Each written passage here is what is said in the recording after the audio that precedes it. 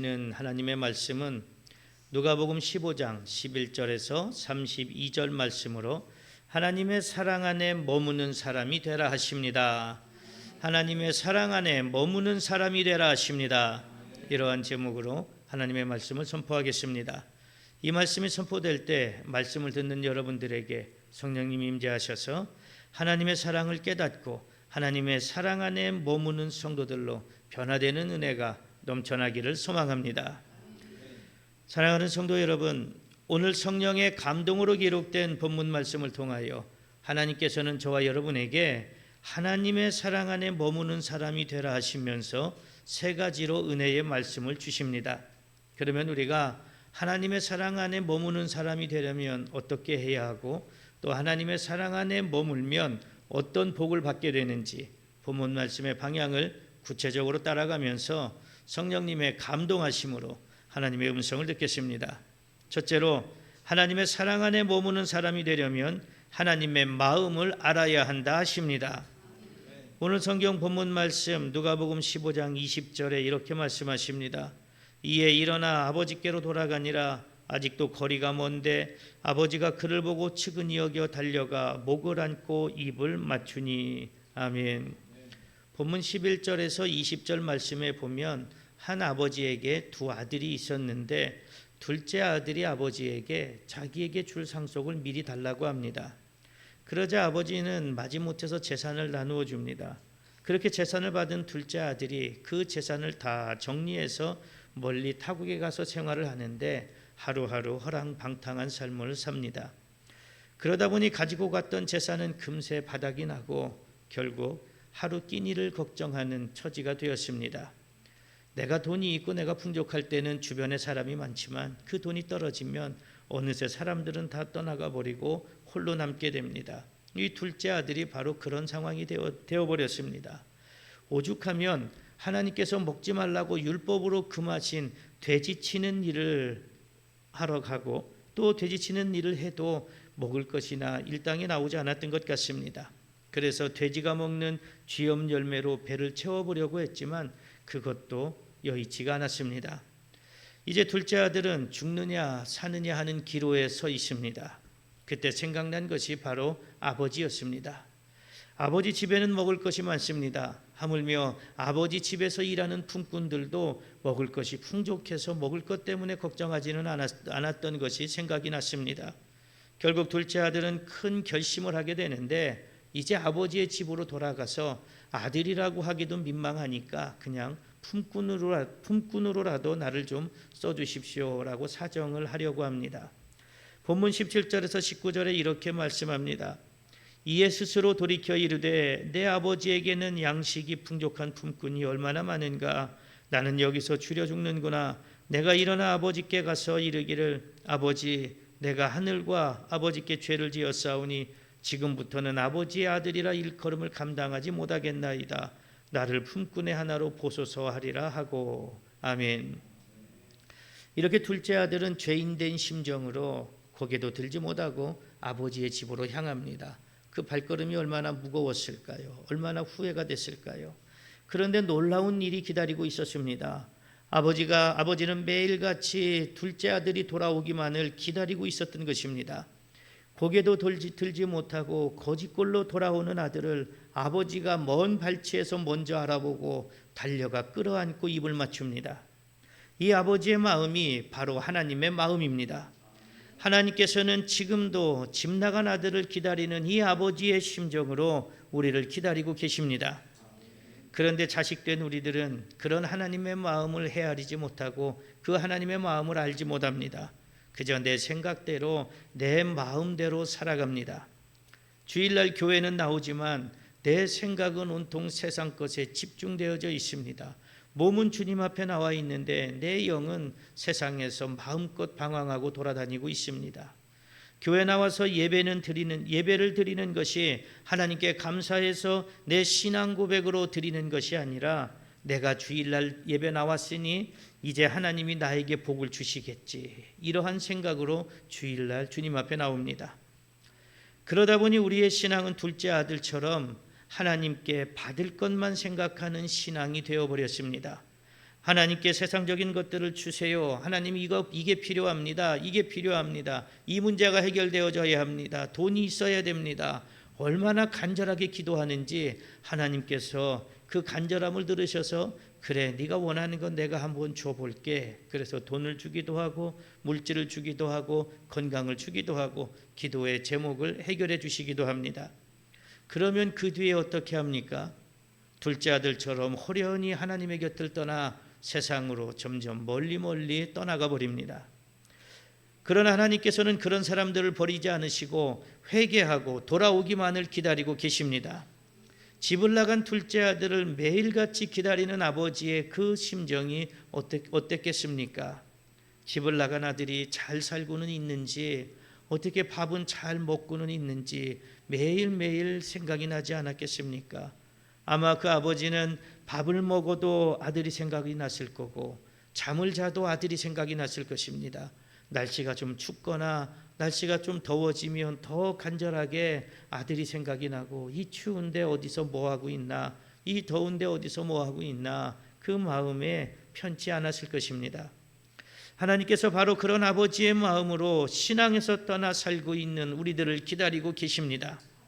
이제 우리는 지금도 나를 기다리는 하나님의 그 마음을 깨닫고 하나님께로 돌아와야 합니다. 내 마음이, 내 육신은 하나님 앞에 나와 있지만 내 영이 밖으로 나가 있다면, 세상으로 나가 있다면 지금도 나를 애타게 기다리는 아버지의 그 마음을 깨닫고 하나님의 품으로 돌아와야 합니다. 그러면 하나님께서 아무것도 묻지 않으십니다. 따지지 않으십니다. 이놈아 너 그렇게 나가보니 그래 잘 살더냐? 그렇게 나가보니 어떻더냐? 그렇게 따지고 책망하지 않으십니다. 우리가 돌아올 때 먼 거리에서 우리를 먼저 보고 달려와 우리를 안으시고 입맞추고 우리를 맞이해 주십니다. 하지만 우리가 하나님 앞에 돌아올 때 반드시 해결해야 될 것이 있는데 그것이 회개입니다. 회개가 선행되어야 비로소 우리가 하나님께 온전히 돌아올 수 있습니다. 하나님의 영접하심을 받을 수 있습니다. 집을 나갔던 둘째 아들은 하늘과 아버지께 죄를 지었다고 고백합니다. 이것이 회개입니다. 이 회개가 있을 때 비로소 우리는 하나님께 온전히 돌아올 수 있습니다.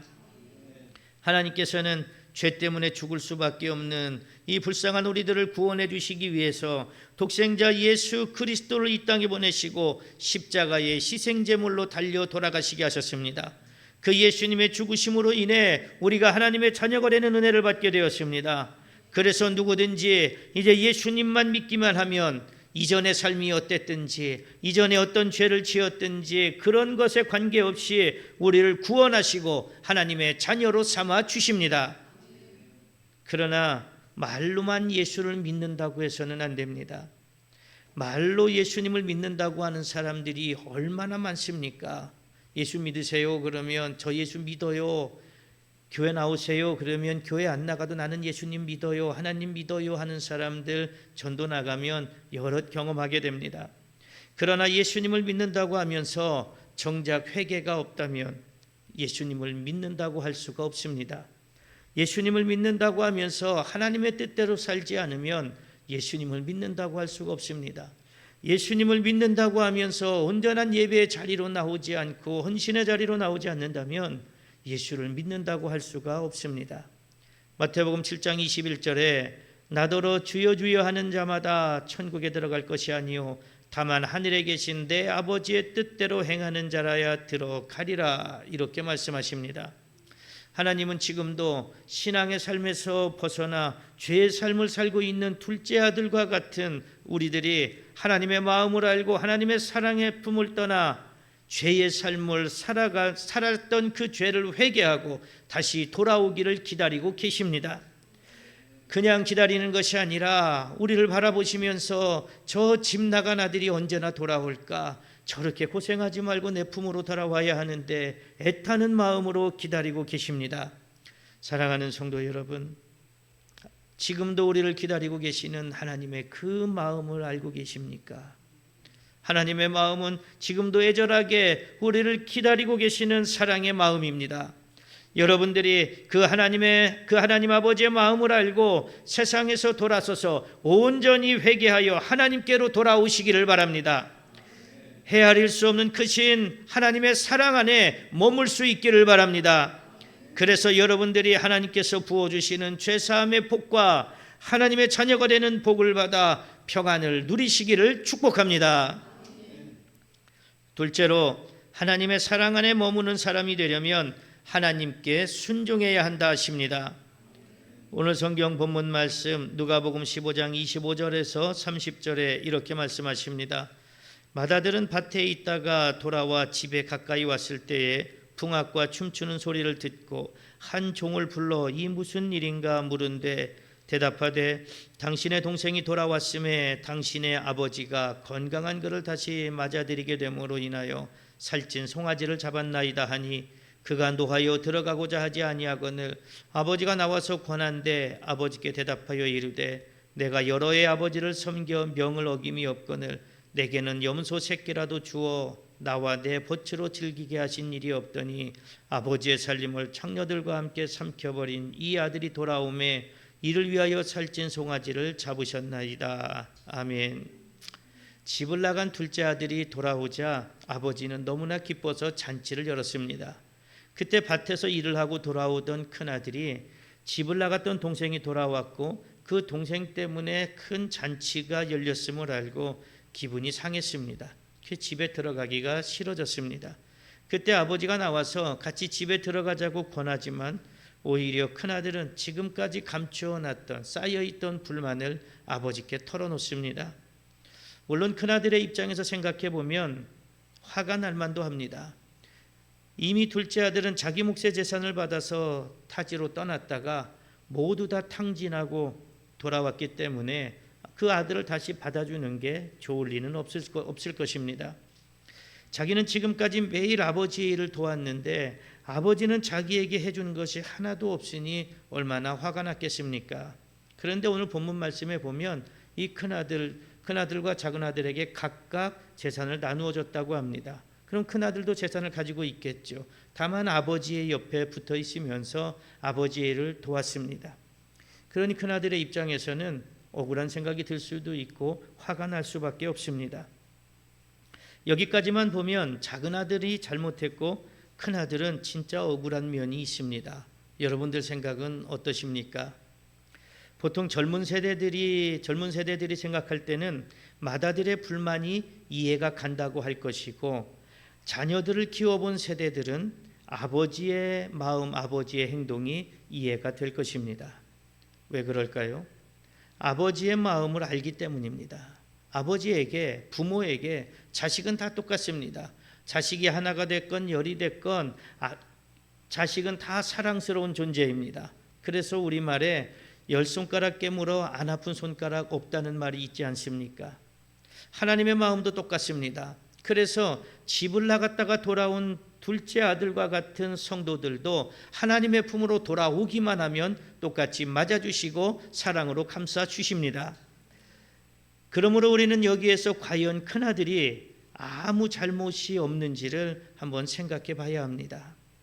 비록 그의 불평은 정당한 것 같지만 그 속에는 아버지에 대한 불평과 불순종이 들어 있습니다. 만약 큰아들이 정말로 자식을 향한 그 아버지의 마음을 조금이라도 헤아리려고 했다면, 조금이라도 알려고 했다면 아버지가 어떤 결정을 내리든 순종해야 했을 것입니다. 그리고 형으로서 철없는 동생이 잠깐 방황하다가 큰 고생을 하고 돌아왔다면 기뻐하고 감사해야 하는 것이 동생을 사랑하는 형의 마음입니다. 그런데 큰아들은 아버지의 결정에 순종하지도 않았을 뿐더러 동생을 향한 사랑을 찾아볼 수도 없습니다. 분명 아버지는 둘째 아들을 맞아들이고 잔치를 연 것에 대해 아버지 나름대로의 생각이 있었을 겁니다. 둘째 아들을 받아들이고 잔치를 열 때 큰아들이 마음에 걸리지 않았을까요? 큰아들이 보면 뭐라고 할까? 그 생각을 왜 안 했겠습니까? 그럼에도 돌아온 둘째 아들이 너무나 기쁘고 너무나 감사해서 잔치를 열었습니다. 하지만 큰아들은 아버지의 생각을 알려고 하지도 않고 아버지의 행동을 이해하지도 못했습니다.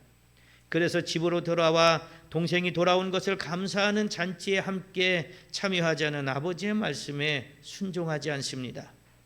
결국 큰아들은 아버지의 마음을 헤아리지 못해 아버지의 마음을 아프게 합니다. 큰아들의 행동은 아버지를 무시하고 아버지의 권위를 인정하지 않은 것입니다. 아버지 앞에서 아무리 효도하는 아들이라고 떠들어대도 아버지의 생각과 결정을 믿지 못하고 순종하지 못한다면 그것은 아버지의 권위를 무시하는 것과 다를 것이 없습니다. 그래서 본문 말씀에 돌아온 아들의 비유는 초점이 둘째 아들에게 맞추어져 있는 것 같지만 아버지를 못마땅하게 생각하는 큰아들에게도 동일하게 초점이 맞추어져 있음을 우리는 알아야 합니다. 본문 말씀에서 맏아들은 당시 유대인들을 비유합니다.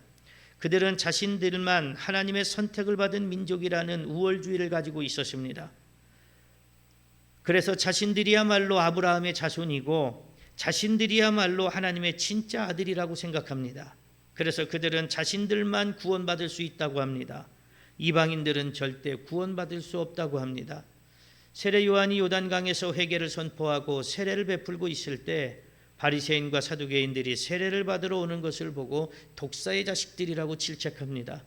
당시 바리새인과 사두개인들은 성경을 연구하고 거룩하게 살려고 했던 사람들입니다. 그런데 세례 요한은 그들을 독사의 자식들이라고 취급합니다.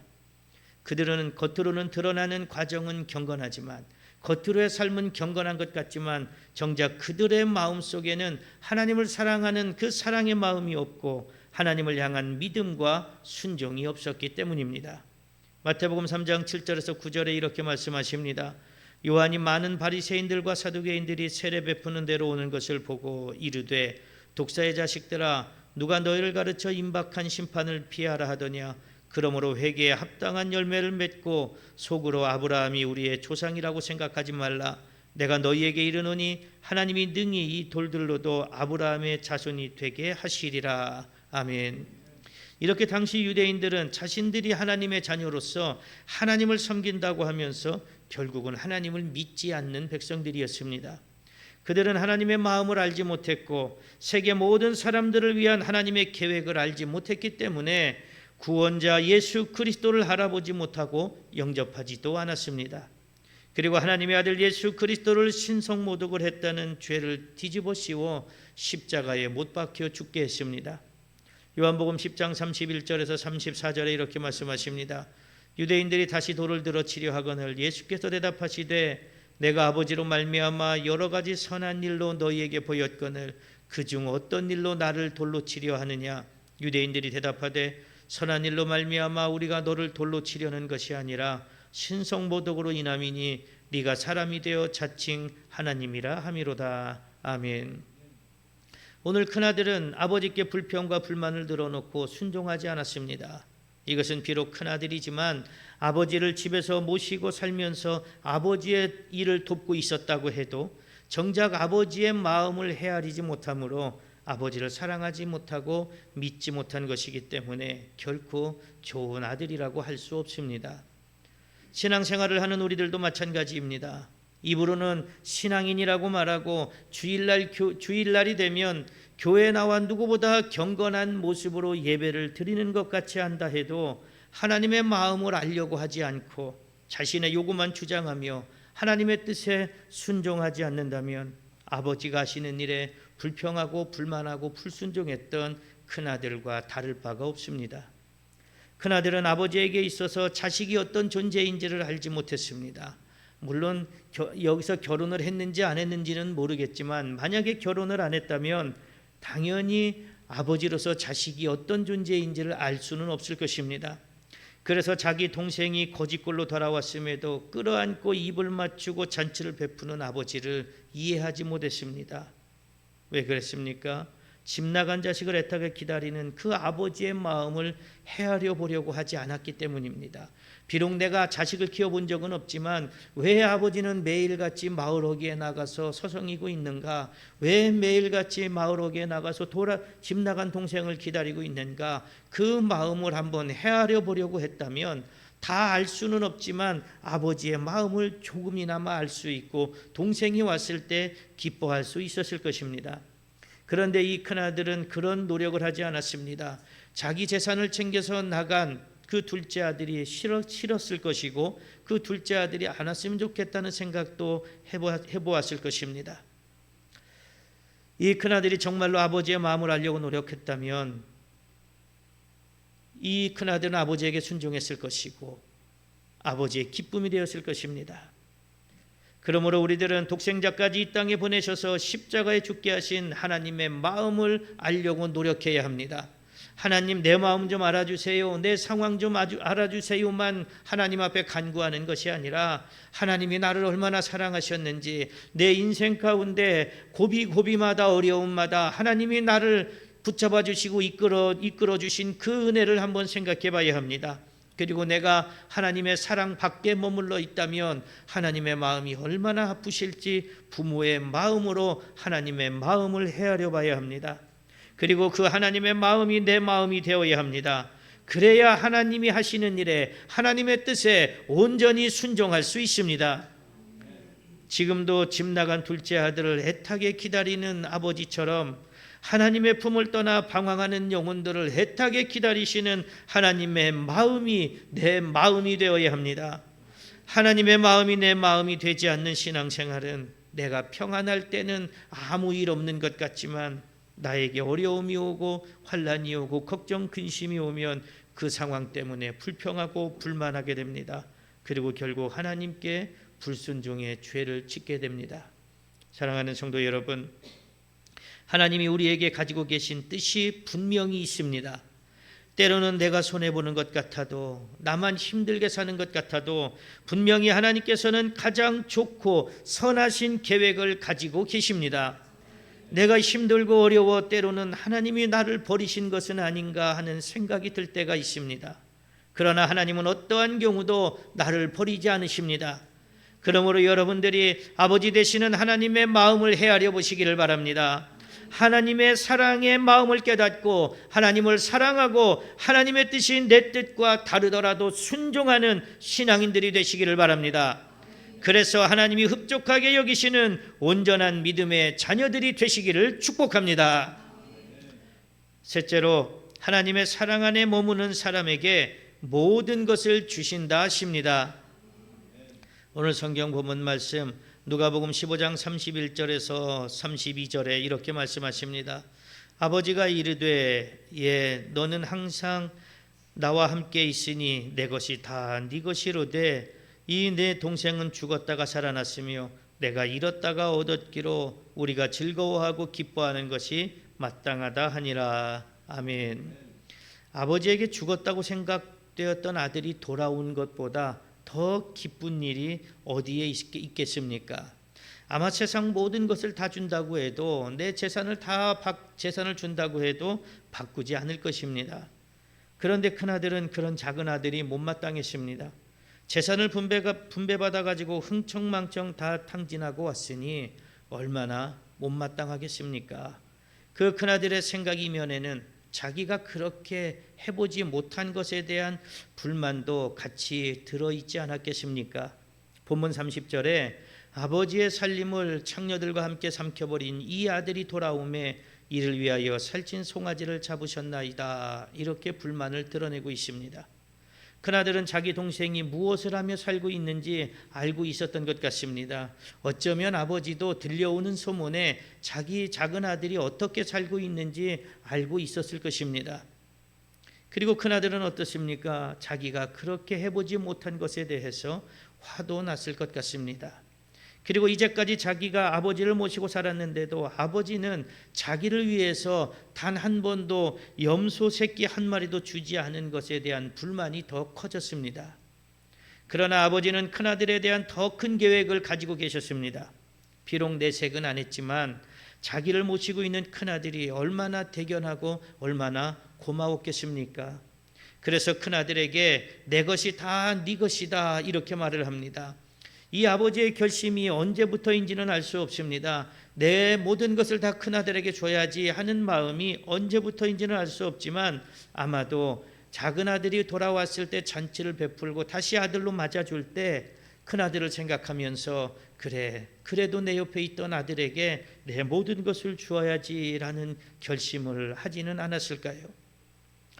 이미 큰아들에게 자기의 모든 것을 주기로 마음을 먹었는데 이 마음이 바로 아버지의 마음입니다. 이 마음이 그리고 우리를 향한 하나님의 마음입니다.